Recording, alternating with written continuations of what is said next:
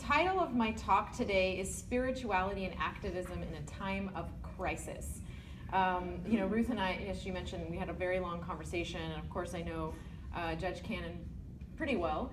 And she talked to me a lot about who you all were and what kind of thoughts you were having and what you were going through, and so I tailored this specifically to you, so I hope that that's helpful.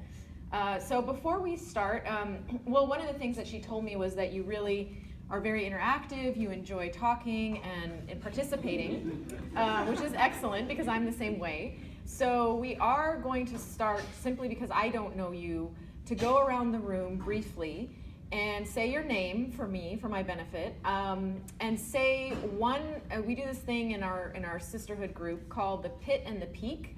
So one thing that was just sort of the pit or the low point of your last week or your last month even, and then one that was the peak of your, the highlight of your last week or day.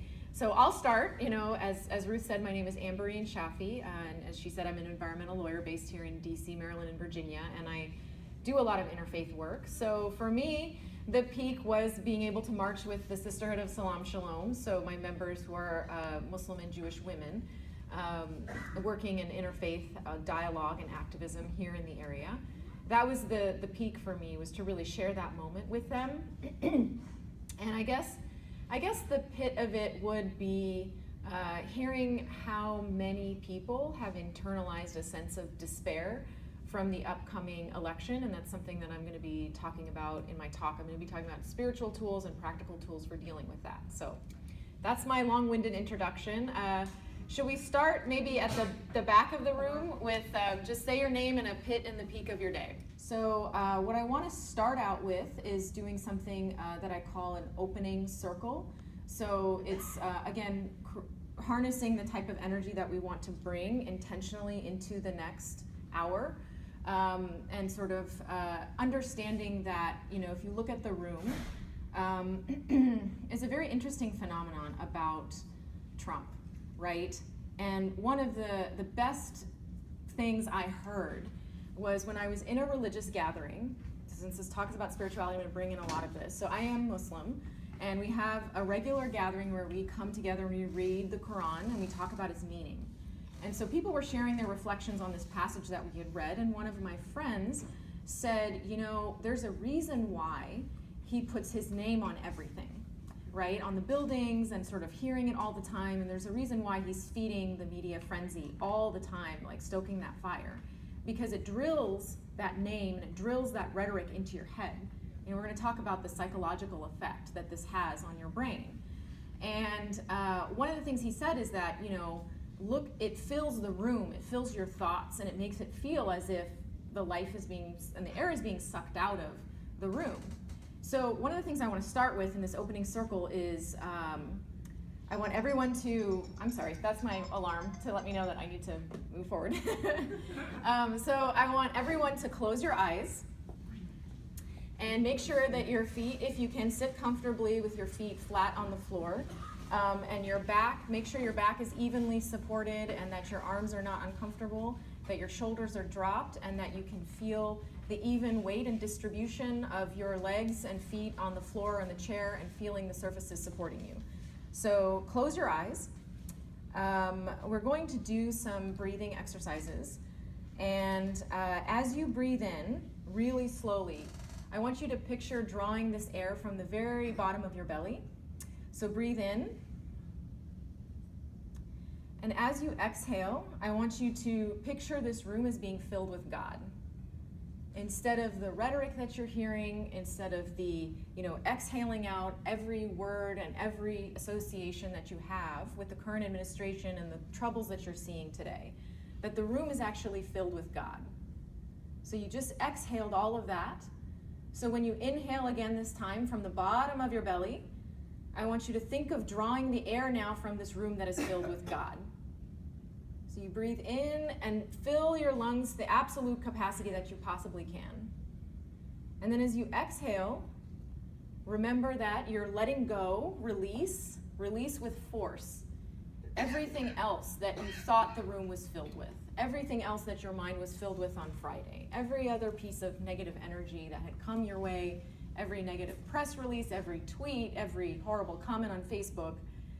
And then as you breathe in again, you're drawing oxygen from this room that is filled with God. The presence of God surrounds you and enfolds you. And then as you exhale, we're going to do one more breath collectively. So breathe in. Fill your lungs to capacity. Bring the air up to the top of your head, to the tips of your fingers. And then as you exhale, remember that you're grounded here in this space, that God is filling this room. So thank you so much for doing that. I want you to open your eyes and sort of bring yourself back. So I like to start with that grounding activity, to enter into this pact, to take care of each other and guide each other in this talk, and to answer certain questions. So there's some questions that Ruth asked me when we spoke on the phone, when I asked her, what does the congregation want to hear? So she said, we want to know how we fight this fight. We're thinking about this. What does it mean to have a democratic revival? What does it mean to be not a minority, but an opposition party, as she so eloquently said earlier? She used the word worried. She said, we're very worried. What can we do? Are there big gestures? Are there little gestures? What has worked? What are the lessons learned? So I'm going to share some of that. She talked about feelings that you folks are expressing today. So she actually got it pretty accurately. She said worried, helpless, angry, and isolated. She mentioned that justice is a big priority for everyone here, which I know from my own work with the Jewish community. And the final question she asked me is, what are the local concrete steps that we can take so that we can work for the values that we have and protect the people around us? I thought it was so beautiful, so I wrote it down. So we'll be talking about all of that. And so one of the things that I talked to her about is about this activity that we're going to do next, which is a very practical, tools-oriented, skills-oriented brainstorming together. So this is going to take about 20 to 25 minutes, and it's going to involve breaking up into small groups and then sharing our reflections out. And then at the end, I'm going to wrap up and we're going to talk about visualizing hope. Because this is the kind of thing that I get together and do with this interfaith group that I run. So I've been talking a lot about it. I'm going to show my sign from the march. I made a really simple sign because I had no time. This is the Sisterhood of Salaam, Shalom logo in the center, and then I just wrote Muslim and Jewish women united for peace. And I can't tell you how many people, like everyone here in the room, stopped me and wanted to take a photograph, and I ended up getting interviewed from PBS was doing a documentary, and so they started interviewing us because of the nature of this sign, I think, triggered people. So anyway, so this group was formed in 2010 by Cheryl Olitsky. She's an incredible woman out of New Jersey.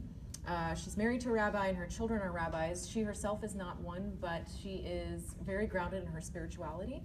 And she began this movement by handpicking her friends and neighbors to start gatherings of Muslim and Jewish women, an equal number in their homes once a month.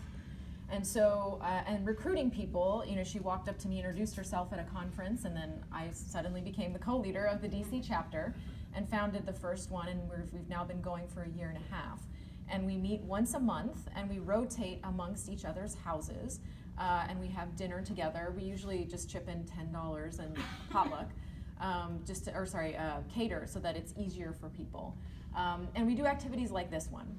So giving people practical tools and role playing is a big part of what we do. But sharing our holidays together, sharing meals, we're in each other's homes all the time. So as you can imagine, we share our personal lives, and we're there at all these important moments. And we share what we did this morning was a very good example, the reflections. And we do this icebreaker activity, the pit and the peak. We do that quite frequently, and we do similar other types of activities. But the whole point of the sisterhood is really to form friendships. It's extremely simple as an idea. I mean, I don't know if you heard, but or if you saw that in common with all the ideas that came out of these groups, which was very wonderful, was that a lot of the ideas, at least that I can see, are very simple and very powerful. And so Cheryl was thinking to herself, what if every Muslim and Jewish woman in the world were in dialogue? How fundamentally that would transform the nature of how we interact as religions, but also as people. And that was her vision from the world. So from the start, she's not a small dreamer. And so she kind of thought about, well, what is it about women that we have in common, and that we navigate the world through relationships? And really, the science has showed us that the value in interfaith work, and in any kind of work that we're talking about in these scenarios where you're talking to someone across a boundary who may vehemently disagree with you, is in forming a personal relationship. Because it's, as Cheryl always says, it's very difficult to hate someone that you know. And so forming these friendships is the very first mission of the Sisterhood. We get into each other's homes. We didn't do any of this type of sort of work for the first few meetings. All we did was eat dinner and socialize, because we wanted to get to know each other first, right? And build that friendship, and then use that as a vehicle for dialogue and for activism. And to find those commonalities, and this work together was started before this new administration came in, right?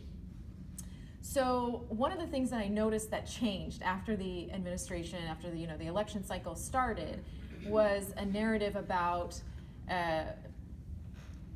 the news coverage of our group became very interesting, because people's reactions were like, well, how do you overcome the conflict between Muslims and Jews? How do you deal with these very tense issues like Israel and Palestine? And how do you feel, because there's a rise in anti-Semitism and there's a rise in Islamophobia, which is something that Cheryl knew was happening long before the election cycle. And so she had been working on this already. And then so people sort of said, well, what about this common narrative of, you're under attack? And so I was invited to speak to the Imam Rabbi Summit a few weeks ago. I don't know if any of you were there. But I spoke about the Sisterhood, and I spoke about the fact that my thinking was molded along these lines. And I said, I really resist when people say to me, well, what are you doing because the sky is falling? And what are you doing because we're under attack? Which is, I think, in a way it's true. But I was trying to figure out, why is it that I go back to the Sisterhood? Why is it that we do the kind of work that we do?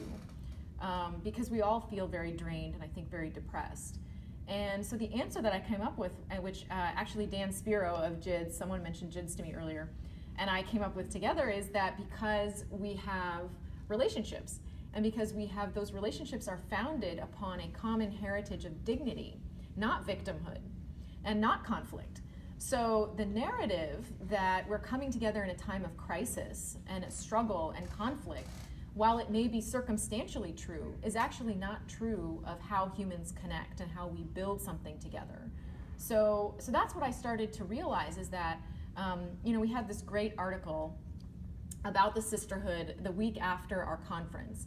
Our conference was in New Jersey the first week of December, and we had 500 Muslim and Jewish women show up. It was the largest gathering of Muslim and Jewish women in the world, and it was double what we had the year before. The year before we had 250.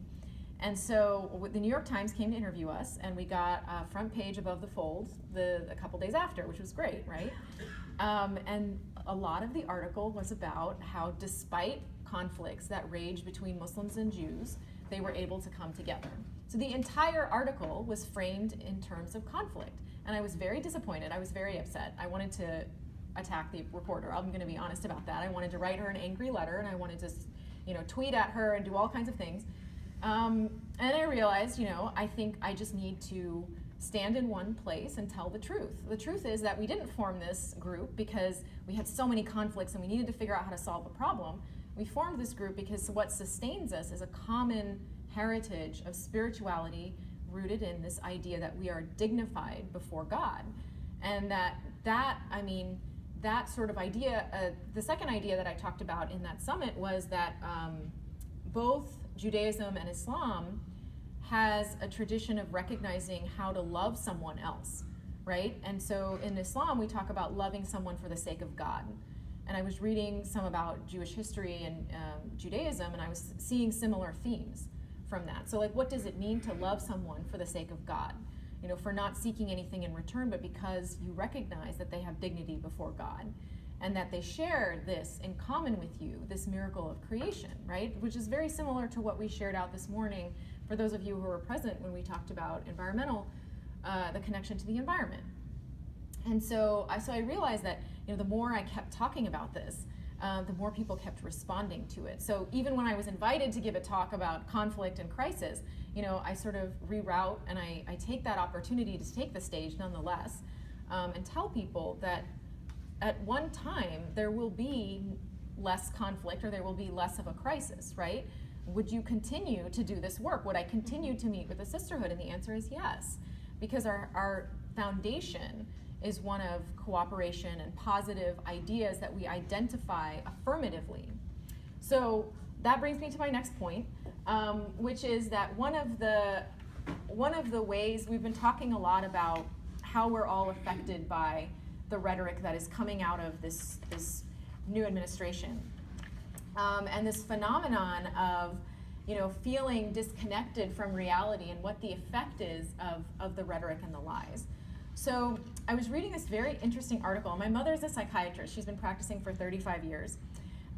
She's Muslim, and I grew up in Kansas. So the majority of the people that she served her whole life were non-Muslim, although many people from the Muslim community have come to her as well.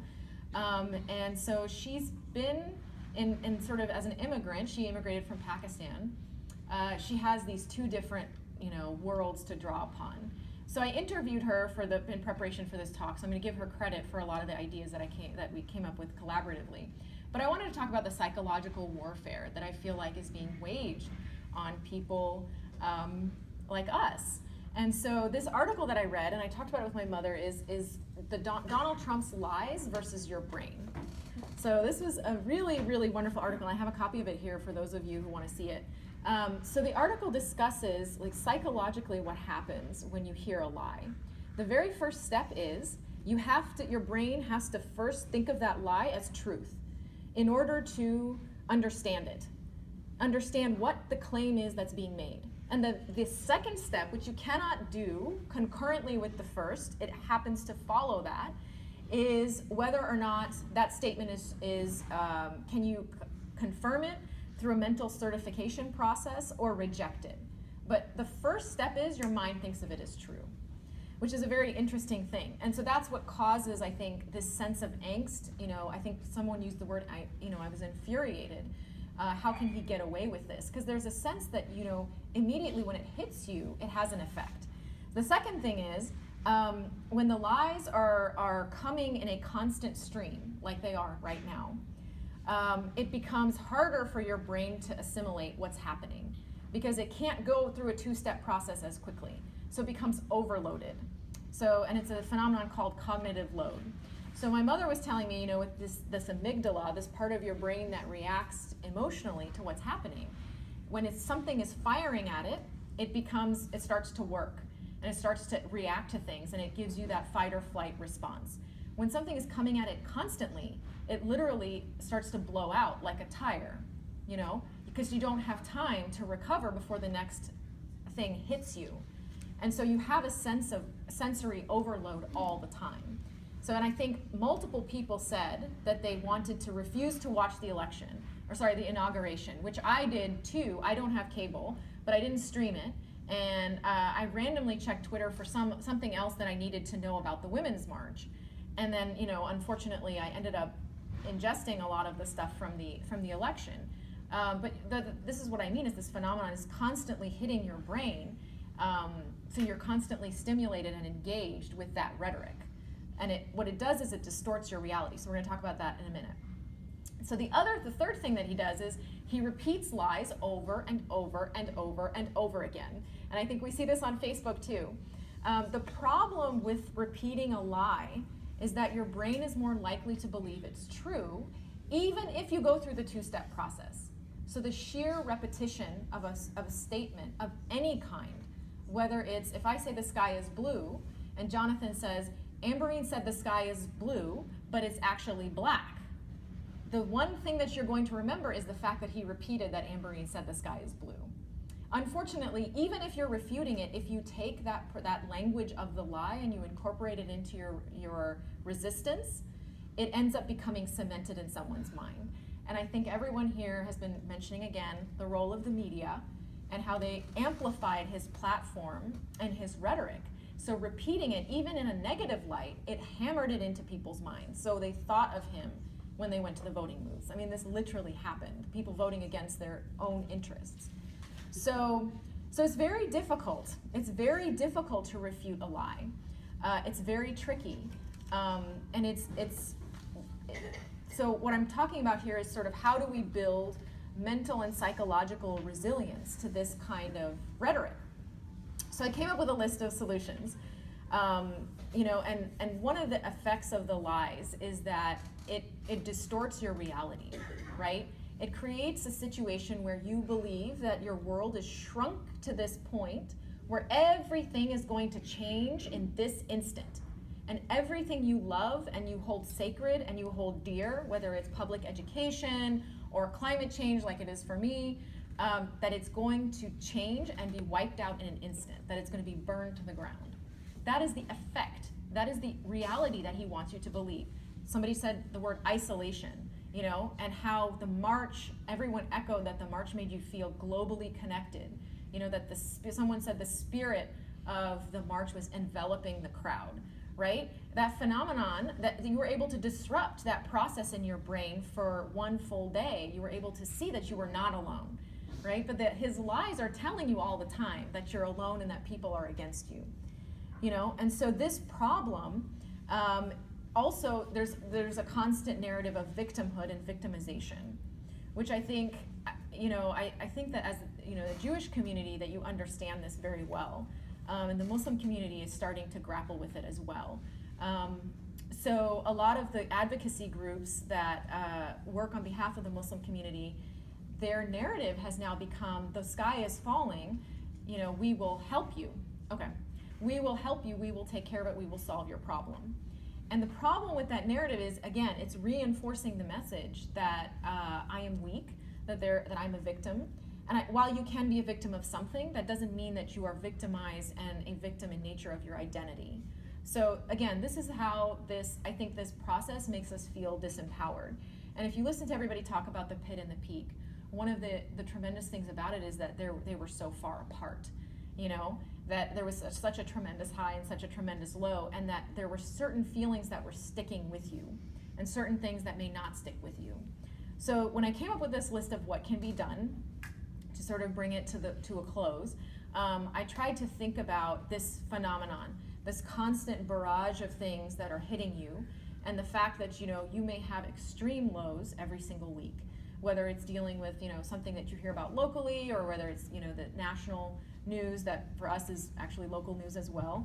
And one of the key things that I came up with was the fact that in our spiritual practices, we have to renew it all the time. You have to have Shabbat you have to have a break every single Friday.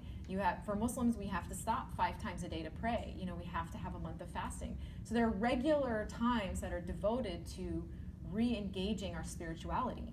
So the first thing I would say is keep your spiritual practice intact, however small it is, however self-defined. For me, I think prayer is extremely powerful. It's a basic manifestation of our connection to God. Praying for each other is also, I found, extremely powerful. When I couldn't pray for myself, I did ask my peers to do that, and it made a big difference. And so the second thing that I came up with was meditation. So, I know we want to have big, grand gestures, and I wish that we could have a march every week, but I wanted to draw your attention to how you might have felt when we did those 5 minutes of breathing. I try to incorporate some type of yoga and meditation now into every single meeting of the Sisterhood. And I found through a process of trial and error and through hearing the feedback that this made a big difference in re-grounding and recentering. And that was just 4 breaths. So if you can imagine over time what 10 minutes a day can do for you, you can do 100 marches, but I think that each one of us is a nucleus of the energy that we're putting out there. And so whatever energy you spend and put out, you have to put back in. And if you can't function that way, you are going to start to feel burnt out. You will feel infuriated. You will feel heartbroken. You will feel like you can't go on. You will feel depressed. And so this is what I'm saying, is that the spiritual practice in and of itself is teaching us to constantly renew and constantly remember what we have forgotten even 5 minutes ago. For Muslims, this morning I prayed, now I have to pray again because we're human. and we need to renew that. And because I may have read a tweet, or in hearing some of your discussions about the pit, it made me angry and helpless all over again, right? So I think continuing to share your meditative space with other people and continuing to do that is going to be very important. And then the other thing is disengage. So this is something that came directly from my mother. So she was telling me about how you deal with psychological abuse. In other words, if you're in an abusive relationship, how do you deal with that? And someone, I forgot which group it was, had put on their poster, ignore it. That ignore it this is group 3. And I thought that was so interesting, because it's the opposite of what we're trained. We're all very educated, we're very involved in the communities, right? And we're told that we have to be involved and understand and informed about every situation that's happening. So we have to read this tweet, and we have to read this article, and we have to know what's going on. So the phenomenon that my mother was talking about is that the current, president is wanting an audience.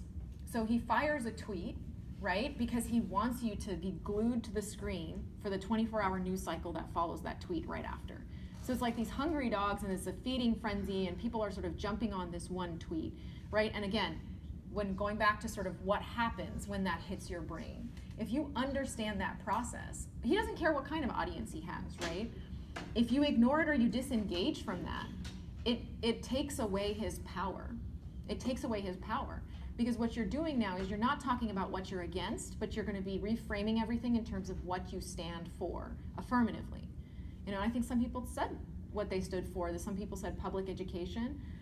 Someone had said there was a minimum wage, local thing that had been passed. And there are affirmative things that you stand for, and it's very difficult to continue as minorities to define ourselves by the majority.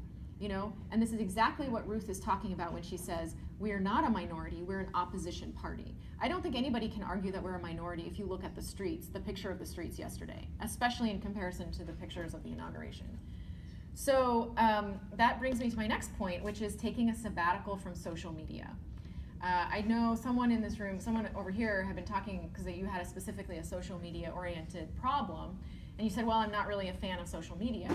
And I am not either. And so in talking with my mother, who has 35 years of experience counseling men, women, children, adolescents, adults, across the board of all faith backgrounds and all backgrounds, is 100% of the patients that come to her have said that social media is destructive. And someone here in this group, when you were sharing out, said, you think that you're connecting to people, but you're actually not. And almost all of the solutions here, with the one exception of this hashtag, which I'm going to deal with in a minute, has a personal element to the solution. Talking to the person in person, talking to the offender, gathering in groups, outreach in groups, small group, discussions or teach-ins. The one exception was this social media campaign that was used as a helpline. So the thing about social media is that it's very effective in bringing people together for initial contact, but it is the worst form for debate. It is the worst forum for dialogue across differences. So it can be used in a small manner as a tool, but as Jews and as Muslims, we practice fasting and we practice sabbaticals. I mean, having a pact with yourself to take a sabbatical every week, once a week, or every day, if that's something that you can stick to connect in person and replace that with connecting in person. One of the other things that I noticed today is that everyone in their peak talked about the human connection. Several of you said hosting family and friends was such an important part of your peak.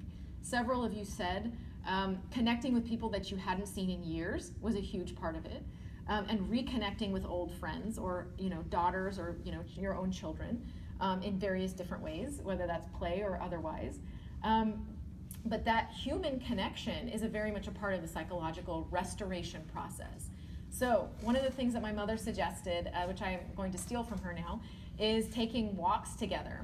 If you can't organize, and again, you can do 100 different campaigns, and I'll give you those practical sort of things to be involved in. But taking walks together is a very key way for community building. It seems like a very small gesture, but it makes people feel safe and connected, like the march did yesterday. And it also produces healthy side effects. So she told me about this very interesting thing where doctors are actually taking walks with their patients now. as part of the healing process, and it's proving extremely effective. So is again, the idea of resting and restoring. When your amygdala and your brain is being engaged in conflict constantly, you cannot sustain any kind of spiritual groundedness or regular resistance without this restoration process. So, and I think one other thing that I want to point out is that his psychology really mirrors the psychology of social media. So he's not only is he constantly seeking an audience, but he is, really, you can't sort of disengage when you start a process. You see like a tweet and a retweet, and a Facebook post and a response, and likes and dislikes, and sort of it creates these little pockets where you can't have the process of inquiry. I think someone said here, where you actually ask the person, why did you post that? You can't really have that type of interaction on social media. So I want to conclude with a story and 2 quotes, and then I might just briefly mention the organizations that I wanted to mention, because I know I promised that, even though I'm over time. So one of the things that my boss came to me, or my old boss came to me, and so I work on climate change issues. So I attend the international meetings like Joanna does, although I'm not a rocket scientist. I do attend the international meetings, and we talk. We're literally negotiating international treaties like the Paris Agreement that was signed, a year ago, which of course he's threatening to pull out of. So one of the things he said to me is like, what do we do now? We're in an age of fake news, and we're in an age where we don't understand how to combat this. We need to come up with new tools. We need to come up with new ideas. And again, I want to bring it back to the focus that you highlighted so beautifully in the solutions you came up with, which were very simple and very basic in terms of reaching out to people. And so what do you do when a lie is hitting your brain and hitting the brains of everyone around you? It seems like telling the truth is not enough. It seems like getting together once a month is not enough. Standing in one place and telling the truth is a tradition, and it's a command from God that we share in our faiths. And so I don't know if you all are familiar, since we've talked about environmental justice today, with Standing Rock. The government was going to build a pipeline, and it was going to decimate the water supply of an area of land that was owned by indigenous tribes, Native American tribes. And one of the things that they did, first of all, is define themselves as water protectors, not protesters, okay? And the reason they framed it this way, the reason why Ruth is saying we're an opposition party, is because they didn't want to take the language of the majority or the oppressor and own it as the identity of the oppressed. And so they labeled themselves this way, and they stood in one place, and they said what the truth was, which is water is life. That's all they said. That's all they did. They didn't go on a social media campaign. Other people started hashtags and whatnot, but the elders of the community stayed put and kept repeating this over and over again. And I don't think that we have seen such an example of mobilization like that. I have not seen anything like that, that literally ground the gears of the government to a halt, and now is being picked up in all these other oil pipeline protests across the world. And when people came to try to arrest members of the Standing Rock resistance, they couldn't figure out who the leaders were, because in their tribal model, they don't have a hierarchical structure, and they don't take the stage to tweet 1 million times or write 1 million articles, right? They have leadership in the way they demonstrate, and they spoke the truth. And it was so powerful, and it was 3 words. And that was that caused the Justice Department and the President of the United States to stop construction on a major pipeline, and it cost these companies millions of dollars, if not billions. And they're still scrambling, trying to figure out how did they disrupt our powerful instruments, And so I think that change is very simple. I know that the march is galvanizing, and I do believe in big gestures, and I went to the march myself, and I was very energized by it. And it reminded me of 2 things, which is a saying from Islam and a saying from Elie Wiesel. So the saying from the Quran that I'm going to share with you today, it's a verse from the Quran itself, and it says, "Oh, you who believe, be persistent, stand out, cry out firmly for justice, as witnesses to God, even against yourselves, even against your parents, even against your kin, whether it be against rich or poor, for God can protect both. Follow not the lusts of your heart, lest you swerve. And if you distort justice or decline to do justice, God is acquainted with what you do. So what's interesting about this particular command from God is that it's very similar to the Standing Rock model.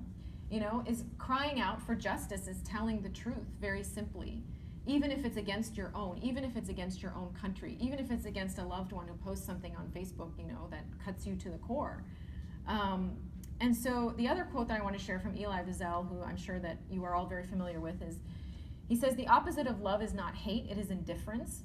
The opposite of art is not ugliness, it is indifference. The opposite of faith is not heresy, it's indifference. And the opposite of life is not death, it is indifference." So I think the other effect of this lie that it has on people is making us indifferent.